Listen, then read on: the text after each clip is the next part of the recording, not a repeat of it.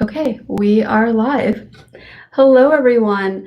Thank you so much for tuning in tonight to Finding Your Song, presented by Ross Malcolm Boyd. I'm very excited to have Ross presenting tonight. Thank you so much for going virtual with us and teaching us how to find our song. Thank you so Ross, much. now,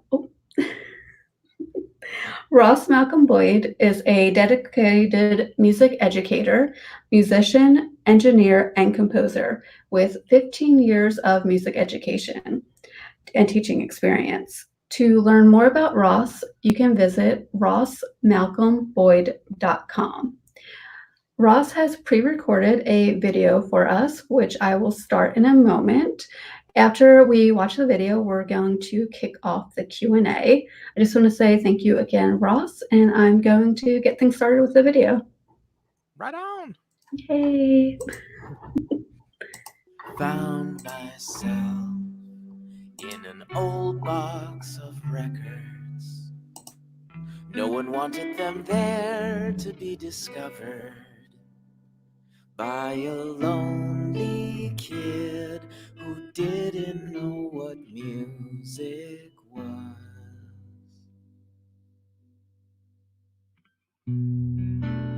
Everything changes. I could never do that. I have heard that so many times from so many people when talking about writing songs.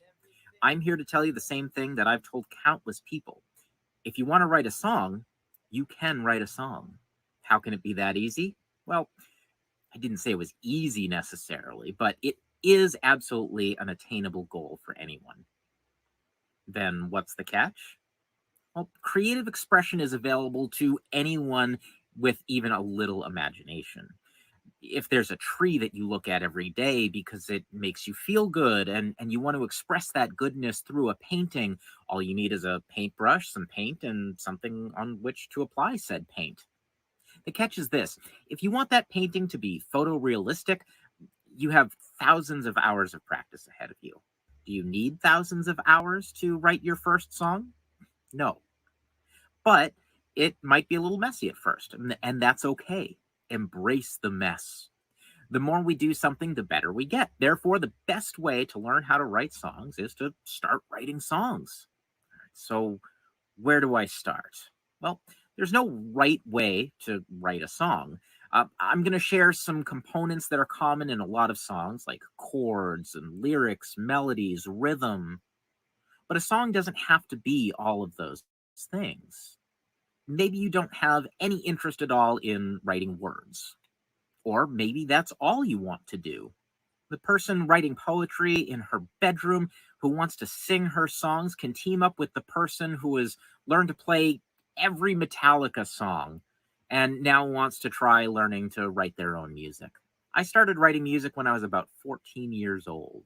I had a 12-string acoustic guitar because that's what my mom had, and my cousin gave me an old electric guitar. I was slowly learning songs from bands like Bush, Nirvana, Simon and Garfunkel, but it was slow going. So I started making things up because it was easier than trying to figure out what those bands were doing. I did keep learning those other songs, but I was hooked on making stuff up. 22 years later, I am still making stuff up. The blank page. How can something so empty carry so much pressure? We want to start by spilling some ink. Let's start with words. You can come back to this video later and pause to brainstorm and work through the exercise with me. It took me longer than this video to do all of the exercises, brainstorming lyrics, playing with chords, and all that stuff. And you shouldn't feel like you have to have a song written by the end of this 30 minutes or so. Lyrics can come out of the blue, and sometimes they require a little coaxing. Start by picking a subject for your song. It can be anything. Some songs can be very abstract, and that's fine. But for this exercise, I'm going to choose my cat. I'll start by brainstorming things about my cat. She's a short hair. She's got stripes. They're black and gray. She has a pink nose. She has a very high pitched meow, hence her name, Squeak. She loves food and attention. She loves to snuggle and loves to play with string. She doesn't like the broom when we sweep. She doesn't like it when we sing very loud. It's okay if we sing quietly, but the ears go back. So when I'm sketching out ideas like this, not everything I write down has to go into the song. It just gets me thinking about my subject, helping me figure out an angle on the song. As I keep looking at her, I start to think I'm going to write a song about how much I love my cat. It's a feeling I have and I know very well. I've brainstormed a couple of things, so I have some words and phrases to draw from. But what if people think a song about how much I love my cat is weird? Well, first of all, write whatever you want and let people think you're weird. We're all weird. But maybe that can be the game. To write a song about the love for my cat, but hide the fact that it's about my cat. Maybe I'll write about my interactions with her as though she was a person. So I'll do some more brainstorming in that direction. She likes spending time with me. We don't always see eye to eye. Her little voice is calling, but dinner isn't ready. Maybe she scratches me, and I know she doesn't mean it, but she doesn't seem to care. And how does that make me feel? So now I have all these little fragments, and a story starts to unfold as I just write down bits and pieces of everyday life. Maybe there's conflict. We don't always see eye to eye. Um, I like that as a lyric and as a jumping off point to tell a story. A disagreement. My cat wants food now, but it's not dinner time yet. So she gets mad. Her little voice is calling, but I'm busy with something else. She tries to get my attention the way that cats do, and maybe jumps on my lap and starts kneading my leg and scratches me in the process. I say ow, and she runs away, startled. So there's the disagreement. It's a misunderstanding. But come dinner time, she comes back around and now she's happy and maybe joins me on the couch and snuggles up while we watch TV. So I've pieced together this little narrative. I have a story to tell, and I can tell it either in explicit detail or I can be vague and poetic or anything in between. We'll come back to the lyrics though, because next we need some music. Songs don't have to be complicated, lyrically or musically. Songs don't even have to be complicated to be good. The traditional tune Frere Jacques is a one chord song, so is Aretha Franklin's Chain of Fools. If you're new to an instrument, don't let a limited musical vocabulary stop you from writing. As you keep growing as a musician, you'll be able to tell new stories, but that doesn't mean your early work is worth less. I'll start by setting up a palette to work with. In Western music, a song is usually based in a key, a group of specific notes based on a scale. There are a lot of reasons to choose one key over another, the vocal range of a singer, for instance. Let's use the key of C for this example. I'm writing my song on a ukulele. The key of C fits really nicely on a ukulele. If you're playing the piano, this is also a really great key to start off in. It's pretty accessible. The key of C uses the C major scale.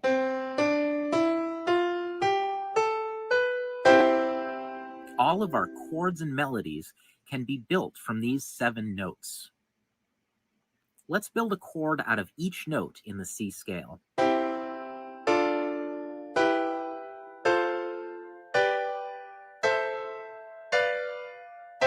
Already we have a lot to work with, but sometimes choices make things a little more difficult, so let's narrow it down even more.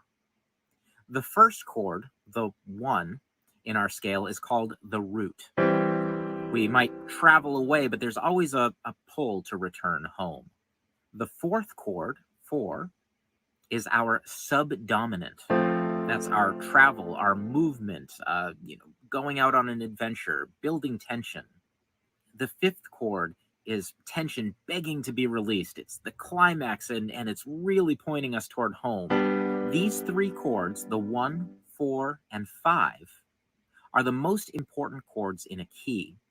Thousands of songs are based off of these three chords, and it's an excellent place to start writing your own songs. When we write music, we divide our notes into boxes called measures, separated by bars. Each measure has the same number of beats inside. That makes it easier to keep track of everything. In what we call common time, each measure contains 4 beats. Let's arrange the chords into a pattern called a progression. It's common in Western music to write progressions in groups of 4, so let's stick with that for now. I'll make a 4-measure progression out of the 3 chords I've chosen. I have 4 measures, each with 1 chord inside. You can arrange these chords any way you want. You could squeeze more than 1 chord into each measure. Whatever sounds and feels good to you is great. The idea is that we will repeat this pattern, creating a bed of music for our song. What if I don't like the way my progression sounds? Well, I'll change it. Maybe the chords are changing too fast. Maybe we need to add another 4 measures to make the progression sound right. And don't be afraid to change things as you go. If you find when you start bringing the lyrics in, it's just not quite fitting, adjust your progression or vice versa. The C, F, and G chords are major chords. We typically interpret major chords as happy, though that's not always the case. But if you're looking for something a little darker, look no further than the minor scale. So here we have the A minor scale.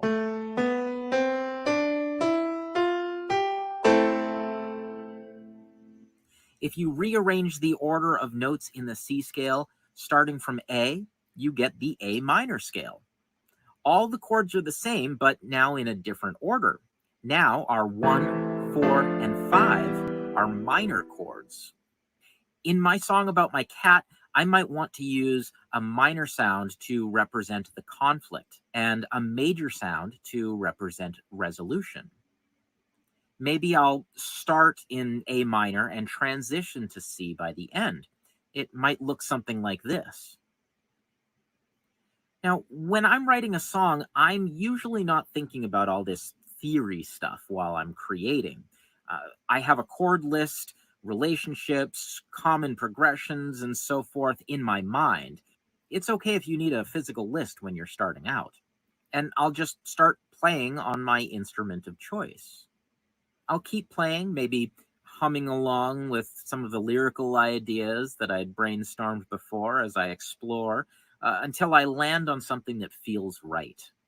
It's not until after something really starts to take shape that I analyze what I came up with. It's okay to mess around playing chords or whatever comes to you, even if you don't know music theory. Some successful composers don't know how to read music, and their lack of training means they might combine things in unusual ways, and that can be what makes it so special. So don't be afraid to just experiment, playing or singing, and see what you come up with.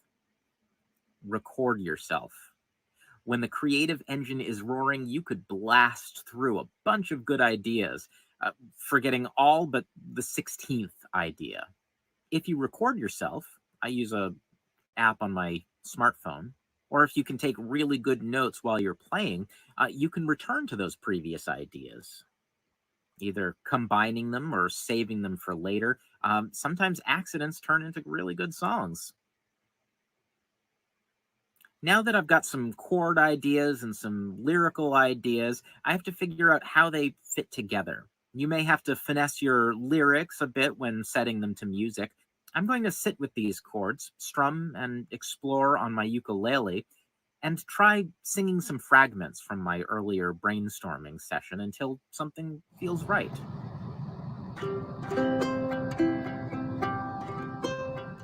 I know she likes spending time with me. We don't always see eye to eye. A little voice is calling out, and I hate to hear her cry. But supper isn't ready, and it won't be for a while. So I've got the line, supper's almost ready, as we come to the end of this trial, and it's too wordy. It doesn't quite fit the rhythm, so I'm going to see what I can do to trim a little bit or reword things and see if I can make that work a little bit better. All right, so I changed it to supper's almost ready as we reach this trial's end. Originally, I had wanted to rhyme trial, but I wasn't finding a way to make that fit. So now I'm going to, now I've got the line ending with the word end. So I've got to work on a rhyme. Supper's almost ready as we reach this trial's end. Crunchies in the bowl will mark the return of my friend. She catches me off guard with a smile. As I try things out, I might start rewording things and make note of where I might be changing chords. Writing a song can be a lot of trial and error, and a lot of letting go of ideas that aren't working, even when you really like them, in order to make the song work as a whole. In this song, I chose to rhyme my lyrics, but that's certainly not a requirement.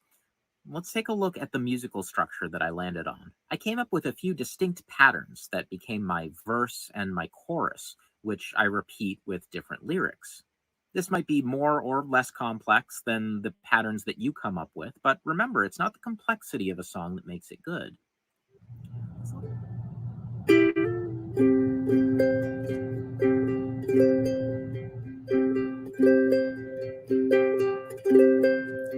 I know she likes spending time with me, but we don't always see eye to eye. Her little voice is calling out, and I hate to hear her cry. But supper isn't ready, and it won't be for a while. I wish that she could understand, but understanding ain't her style. She catches me off guard with a smile. A Cheshire warning I should have seen for miles. When someone fails to heed, someone's bound to bleed.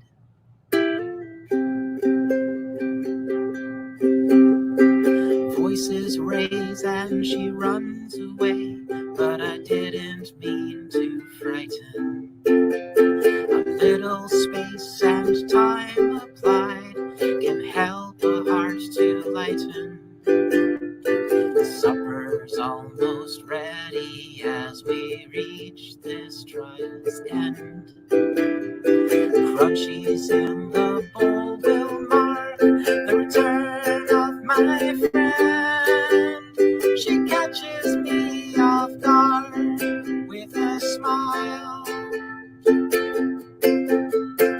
A Cheshire grin to punctuate her style. When someone needs a hug, she's always down to snug.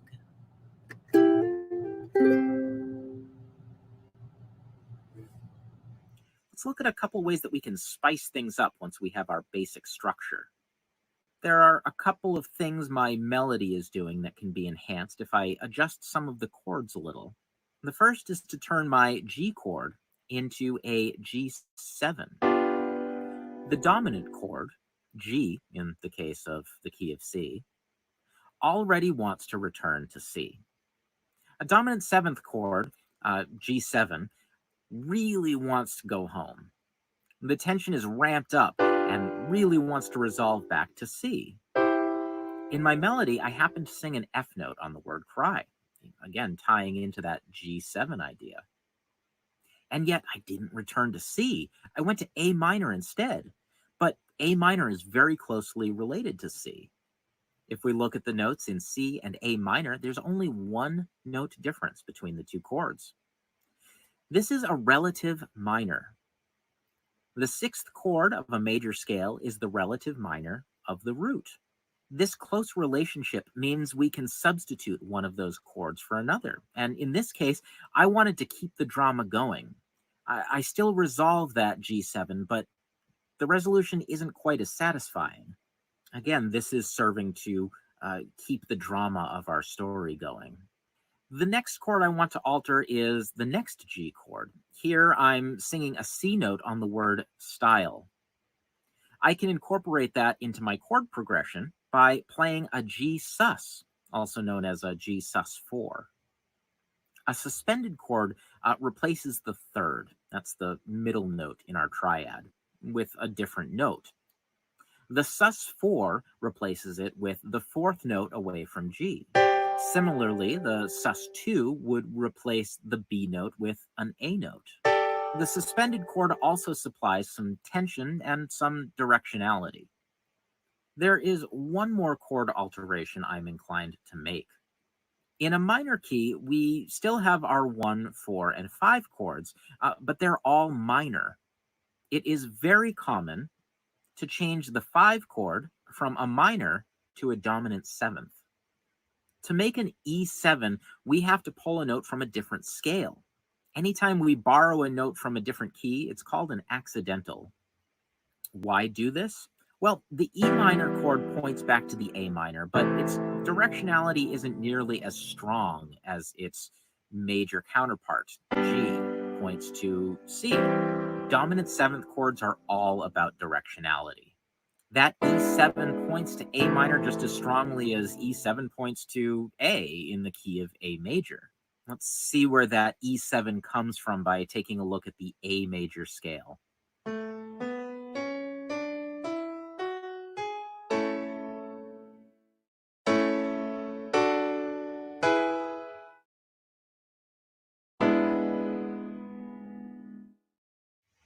While the E7 does a great job at pointing to the A minor, it also brings a different sound. It's up to you as the songwriter to decide which sound works best for the story that you're trying to tell. Now, this is not the only way to write a song. Once I came up with the phrase, "You're better than a cyborg unicorn with rainbow laser eyes," and it took me about a year before it ended up being part of a song. Sometimes I write all the music first, and then I write the lyrics to that later on. This was the case with my song called One of a Kind. I had written the music, and I was rehearsing it with my band for months before I came up with the right lyrics to go with the song. Other times, I start off with all the words and have to come up with music to go with it. More often than not, it's a combination of methods that yield a finished song. Practice writing by picking a subject, like I picked my cat. A prompt can be very helpful, be it a phrase, a picture, a movie.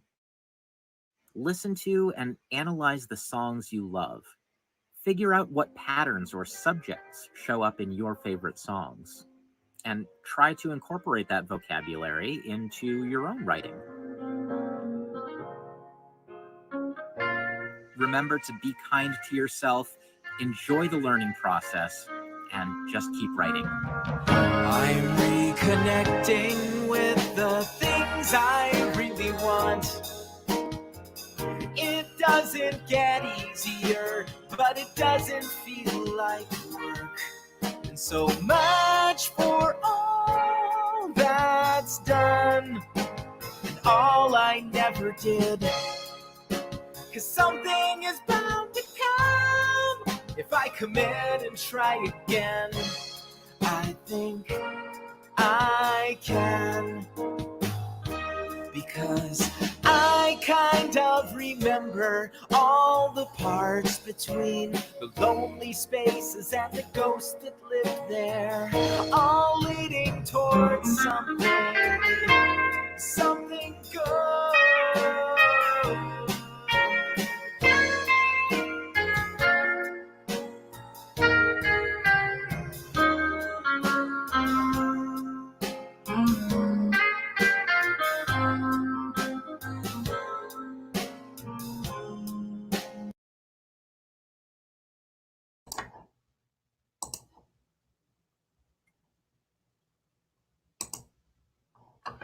Thank you, Ross. I've unmuted our mics. Thank you. Oh, we have a question. Yeah. Let me just show this. What chords are horrible together? So what chords clash? So, well, it depends on, I guess, what you're trying to do. Sometimes we like those horrible, clashy chords, but a lot of times, chords that are uh, right next to each other, like a half step away. So, for instance, if I was playing a G chord, and then I was like putting an A flat right next to it, that could be a little bit weird, but when they're next to each other, that could also create something really nice and harmonious depending on where you put it. Is it going to clash and sound awful, or is it going to be kind of cool and interesting? Um, Usually, you'll really get some of those messy sounds when you are, say, playing those two chords at the same time. That's when things really start getting messy.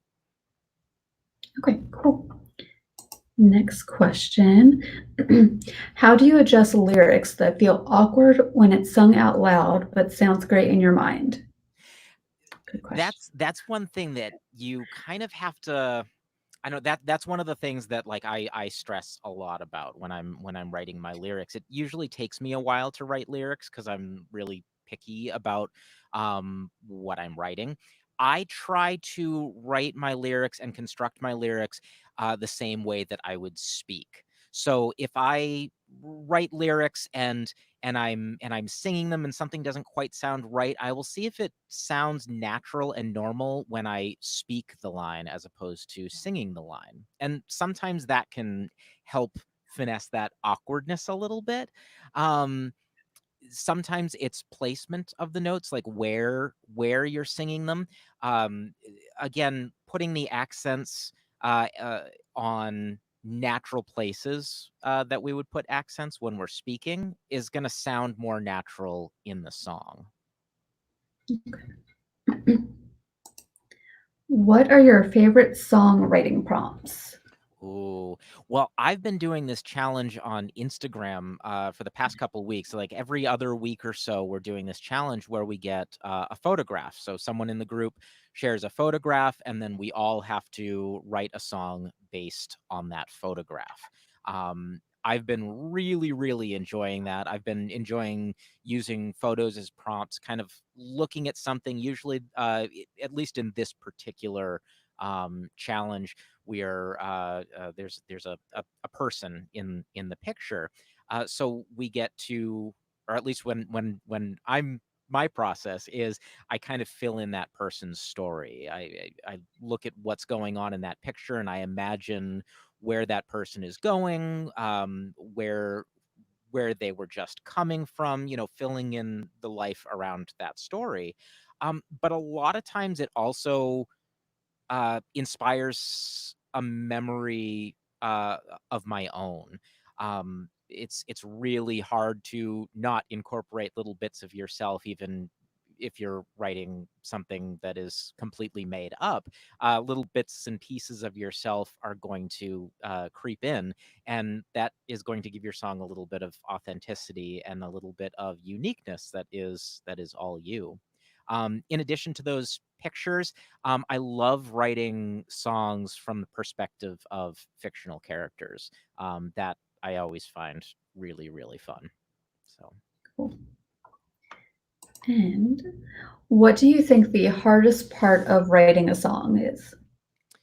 for me, it's the lyrics. The lyrics and again, I think it's because I'm especially picky about lyrics, so I really get focused on that. I could sit and do the music part all day long, and y- do the theory and maneuvering notes, and like, oh, let's go over here, and what if we change keys here, and like that's all great, and I love writing lyrics, but that's the part for me that's like, well, how do I make this good? Does this sound honest? Does this sound natural? Like, does it sound good when I'm singing that? Like, this I that doesn't make sense. That's not something that I would say, and I really get deep. So and hypercritical, um which is which is what I'm hoping that this video and this course and a lot of what I try to talk about is hopefully alleviating some of that. That it doesn't have to be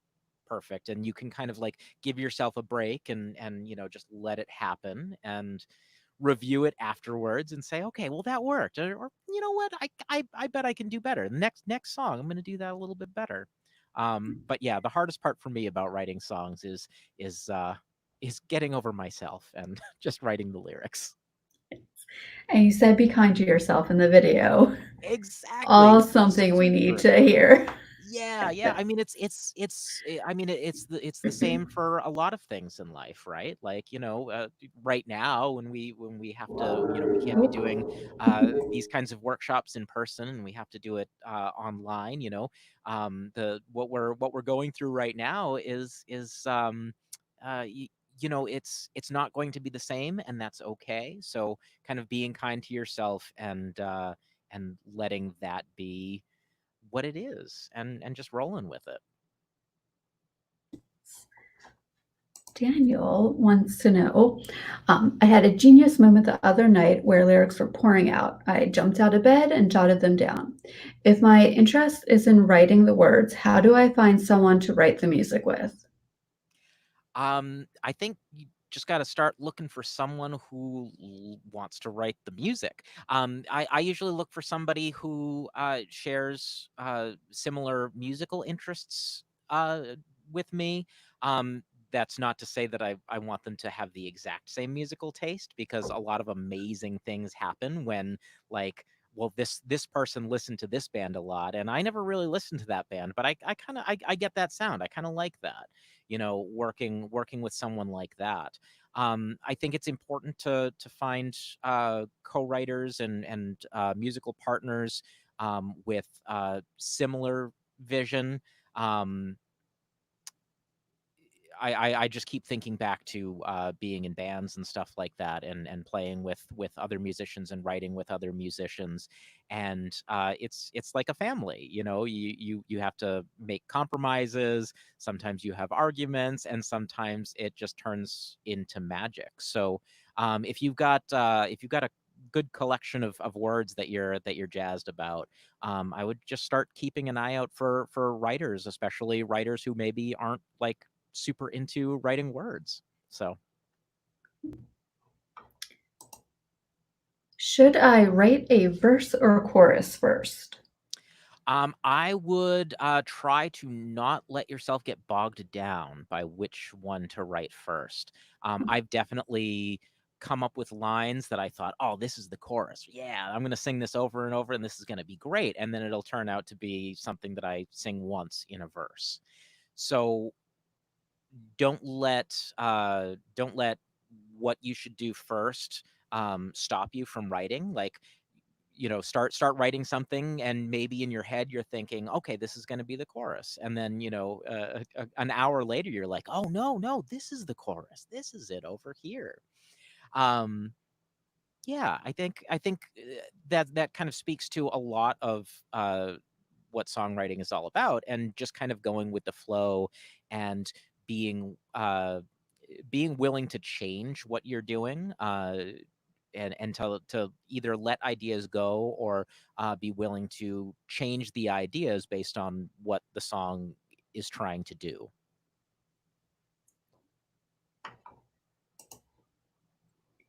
Do you keep every song you write? Do you ever throw some out because they aren't what you wanted? There are definitely lots of songs that will never see the light of day. Um, I record a lot of stuff.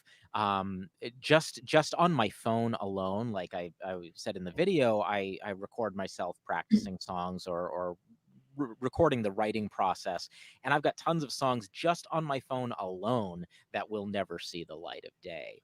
Um, I don't throw them out though, because there are times when there's like a little nugget in one of those songs that I could pull for another song, whether it's a lyric or maybe like a little melody piece or something like that. You kind of dig through these old songs years later, and all of a sudden it's like, oh, I was definitely young when I did that. Oh, but that's kind of cool. I wouldn't do that now.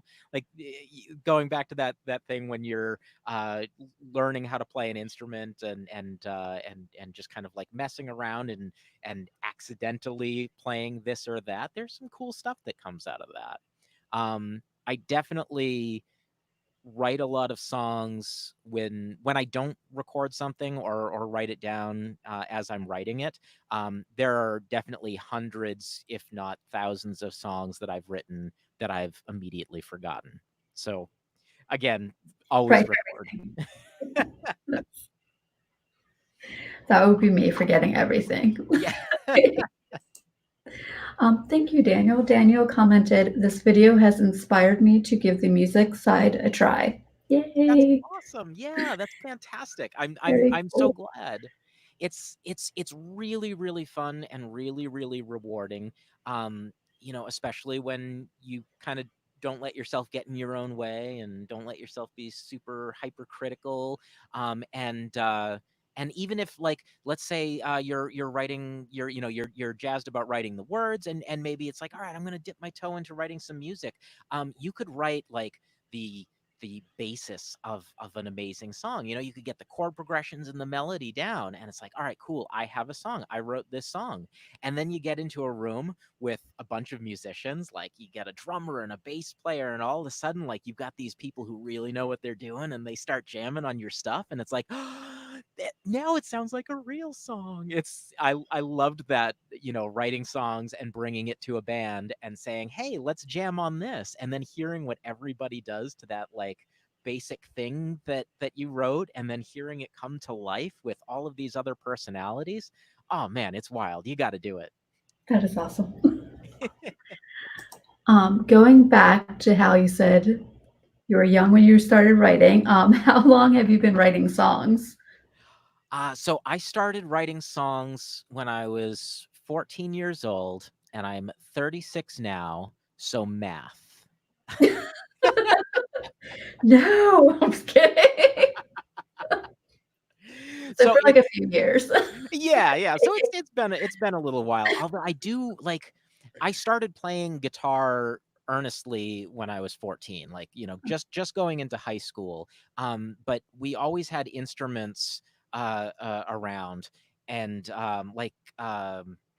we always had a piano in the house and my mom had a 12-string guitar. So even before I was earnestly making music, I always loved to write. I would write stories and stuff like that. And I do distinctly remember making up songs to myself, like just singing to myself and just making up words and stuff. So it was uh it was in there early, and I think to an extent all of us are kind of like that, right? I mean, who hasn't been like standing and washing the dishes or doing a chore or something like that and you just start humming something to yourself and it's total nonsense, but like that's how songs are made. Yeah. Or, singing songs to your cats. Of Um, course. they love it. Yes. How do you know when your song is done? When is it time to stop revising and to put it down? That's an excellent question. um a lot of times I decide a song is done when it's time to record, like whether I've got studio time or whether I've got some sort of deadline. It's like, all right, this is due. I gotta, it's done. Because I could sit and tweak forever. Um, and, and I kind of do that even when I force myself to stop. Um, and just be okay with a song. Um, because there are songs that I'm playing now that I've been playing for almost 20 years, playing out live and concerts and stuff like that. And the way that I play them now is different than I played them back then. I've grown as a musician and as a performer, but I'm also kind of like, you know, uh, I'm allowing the songs to grow with me. But I think specifically to your point, like when do you know a song is done? I think it kind of feels right. And you can go back and revise over and over and over again. Um, but there's a point when you've got like your structure down, and you've got your words, and you're kind of like questioning, okay, does this word need to be in there, or does that word need to be in there? And I find that when you're at that point and you're kind of like nitpicking little things and trying to figure out, okay, does this work better? Does that work better? Just play the song a bunch. Like, just let it be, just call it done, and it's going to start evolving. Like, you play the song like, 20, 30, 40 times, and all of a sudden some of those things that you might have been questioning are naturally going to smooth themselves out. You're going to, feel more and more comfortable singing a line a certain way, or you're going to realize, oh, this C add 9 chord actually is even better than that chord was.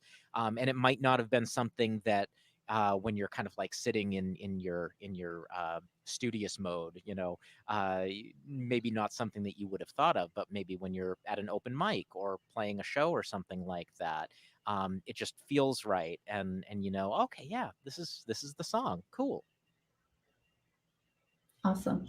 I wanted to know, how would you advise someone who is stuck? They just Mm, can't get past a certain point. yeah. Besides, like, setting everything on fire. Yeah. That when I get stuck, what I like to do is I like to set out to write a terrible song. Just, all right, I'm stuck. I'm trying to write this song. This is a serious song. It's about a real thing. And I'm just absolutely stuck. I can't think of a single line to keep this song going. uh I will put it aside, and I will say, I'm going to write a bad song, and just the most nonsense, weird, sloppiest thing that I can possibly come up with. And and just write something, and going into it knowing that, like, I'm writing a terrible song. I'm not going to have expectations about um what it's going to sound like in the end, because it's just for me to write something terrible. And that kind of gets some of the inhibitions out. It gets some of that stress out, because a lot of times when we get those roadblocks, it's ourself getting in our own way a little bit, like either overthinking something, or not relaxing and letting ideas come to you, or whatever the case may be. A lot of times it's us kind of stressing out a little bit too much, and kind of doing that, purging an idea, just kind of like, all right, I'm going to write something bad for bad's sake. And it's also fun and cathartic. Usually they can be very screamy songs or yelly songs, and off key songs, and detune a string on your instrument or something like that, and just play the chords and just let it be rotten. And it feels better afterwards, and then it's a little bit easier to kind of focus and keep writing. Cool. How would you suggest someone learn more about music theory? Any resources to recommend? Yes, there are lots of resources. I'm actually working on a ukulele course right now, which incorporates lots of music theory in there. But if ukulele isn't your thing, there are lots of resources on YouTube, um, that do music theory stuff. Sometimes it's difficult to kind of find your entry point. And one of the weird things about music theory is how everything is interconnected. In the video I talked about, picking a key. Well, what is a key? Well, a key is, a group of notes. It's based on a scale. Well, what's a scale? Oh, a scale is these series of notes, and it follows a specific pattern, and all these notes are equidistant from one another. So it matches, and it's just one. It becomes one question after another. Well, how does that connect? How does that connect? And like, you need all these parts in order for it to fit together. And when you don't have all those parts, it can seem really intimidating and a little scary, when you're diving in. Um, but there are also a lot of really good books that can help you out. I should have pulled a couple out. I've got some really heavy duty music theory books here, but there are a lot of good intro to music theory books. The Dummies book, there was like a music theory for dummies book that came out years and years ago, and that's not a bad place to start. Something like that. There are a lot of websites that are devoted to music theory.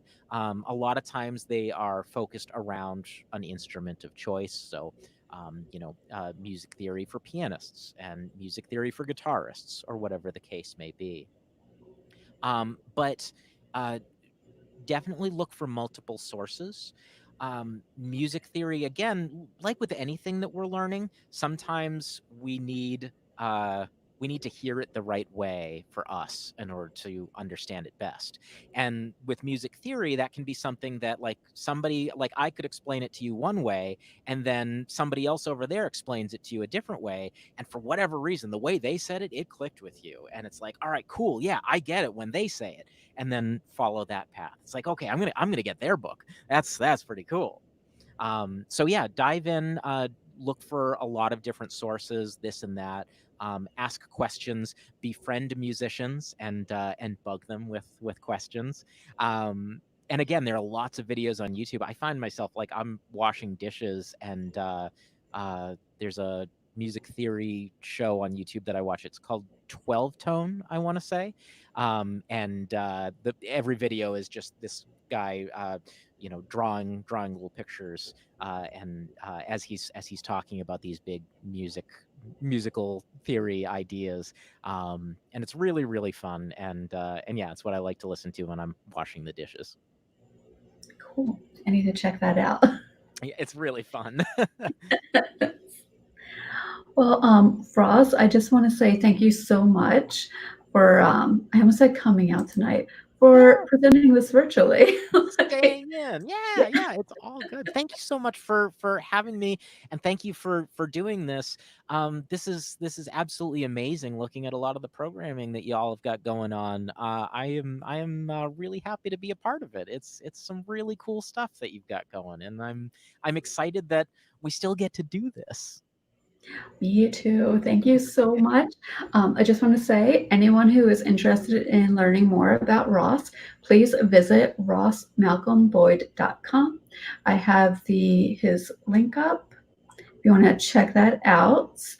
You can find all of his music again at rossmalcolmboyd.com. Please let us know what upcoming events you would like to see virtually. The survey is in our chat. So if you want to check out upcoming programs, you can visit ocls.info for all information of our virtual events. And again, I just want to say thank you so much, Ross, for presenting tonight. This was so much fun, and I've learned a lot about music theory and how to write my own songs. Thank Thank you you. so much. I appreciate it. Good night, everyone. Thank you. Good night. Thanks. Bye.